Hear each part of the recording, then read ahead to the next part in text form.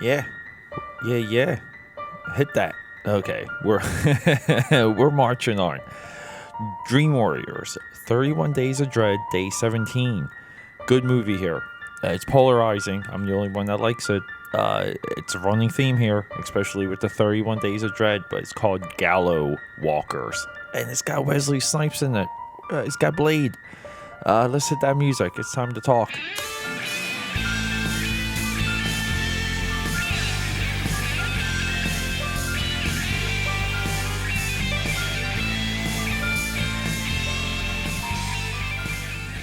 Yeah, what a heck of a theme that's running through these episodes. I was hoping a couple multiple like arcs would emerge as March starting. Talking about 31 movies is challenging. Period. Watching 31 movies is challenging. Period. Most people can't even name the last 5 movies they. I don't even know if that's true. I'm not even going to complete that sentence. Yeah, we're talking Gallow Walkers. If you go through any review online of this movie, and there's not many of them, uh, they all again everyone kind of says the same things. Unintended comedy, unintendedly funny. If it was only this, if it was only that.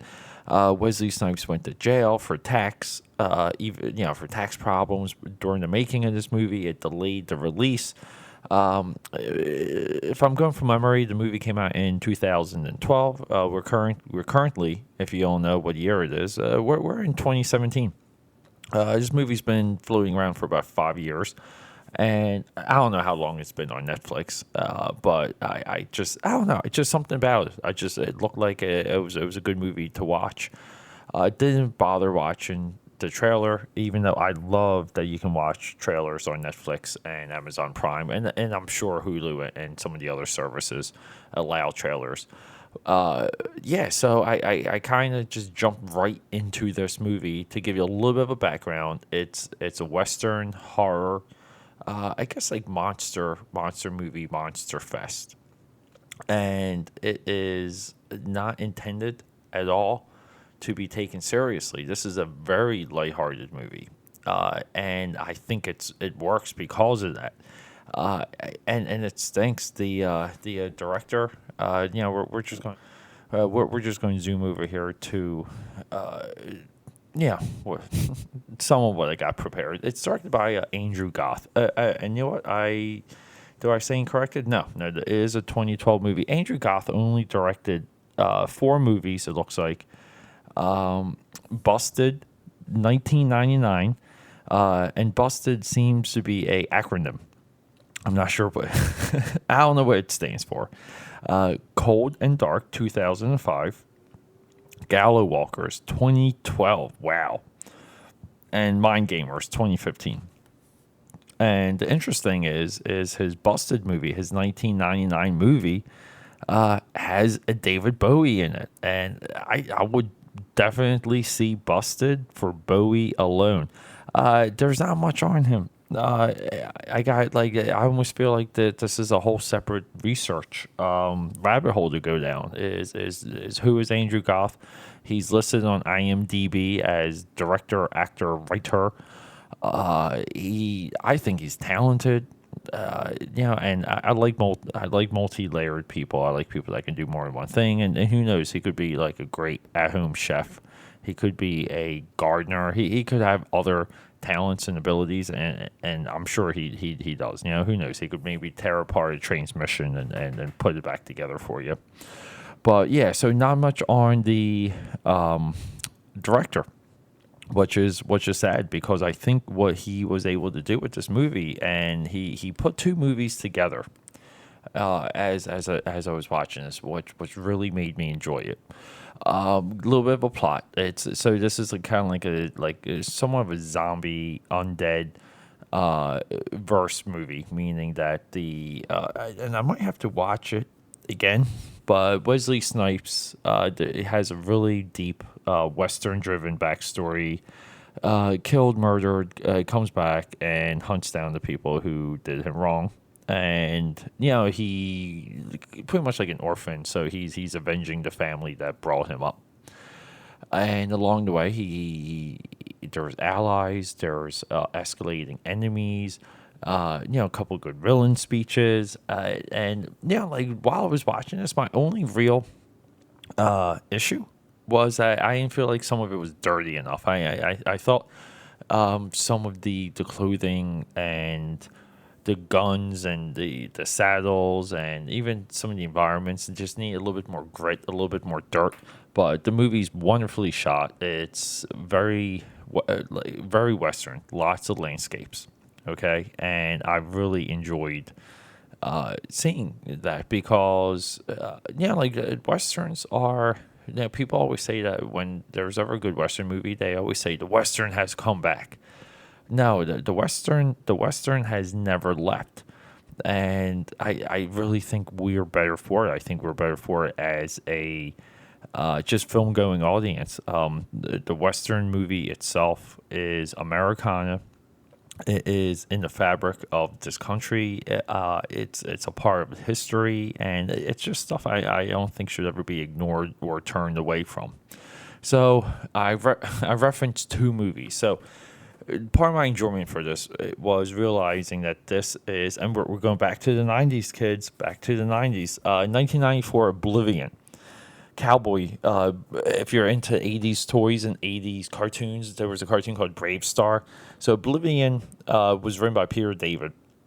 He is one of the greatest comic book writers of all time, one of the greatest Star Trek authors of all time. He's written some incredible Star Trek books, added a lot to the Captain Kirk lore.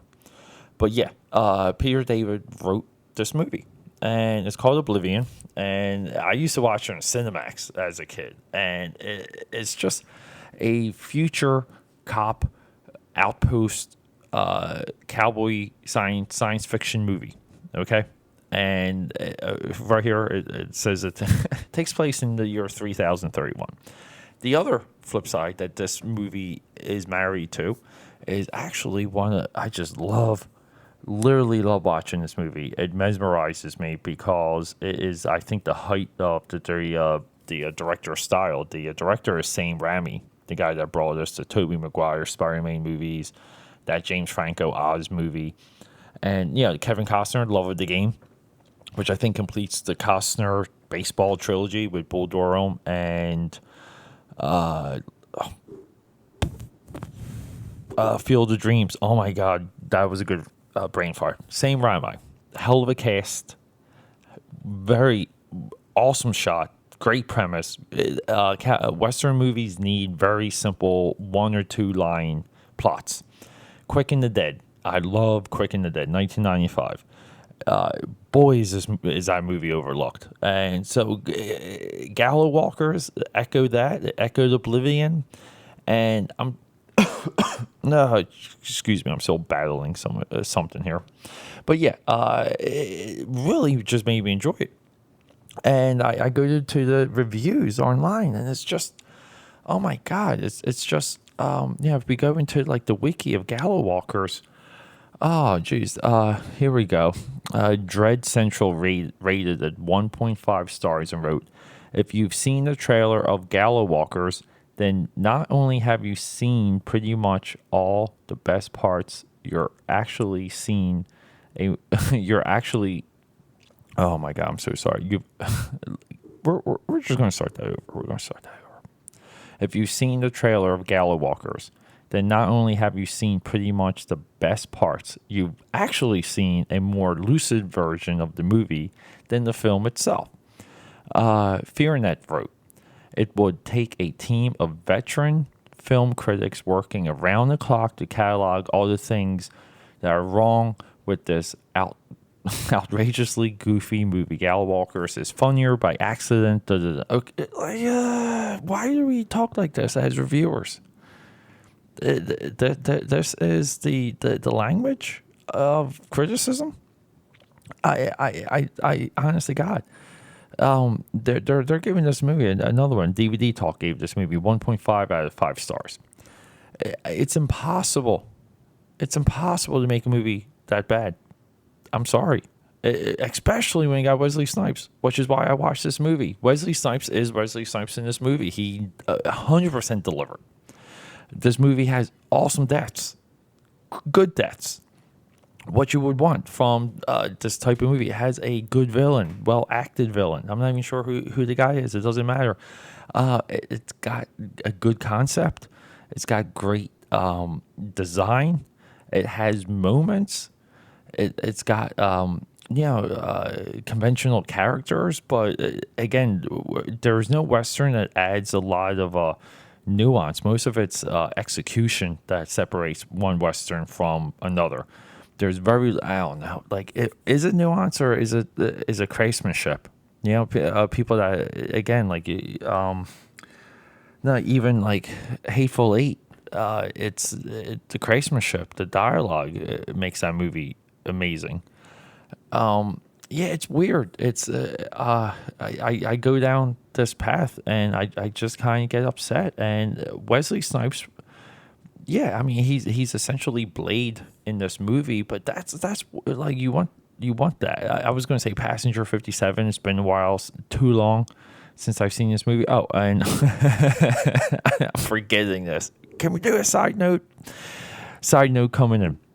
This movie has Diamond Dallas Page, and that is who Dallas the cat, my companion, is named after. And this is one of his movies. I love it. Thank you, Wikipedia. But yeah, so the budget for this movie is $17 million. I think it's well spent. It shows up on screen.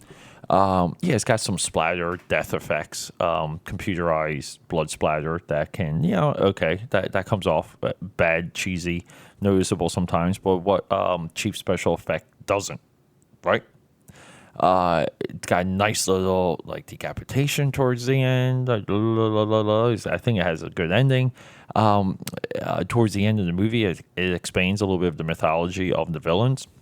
I thought the visual, the visual at the end that echoes Exorcist, which is the statue that the demon resides in, that the father priest discovers in the beginning of The Exorcist.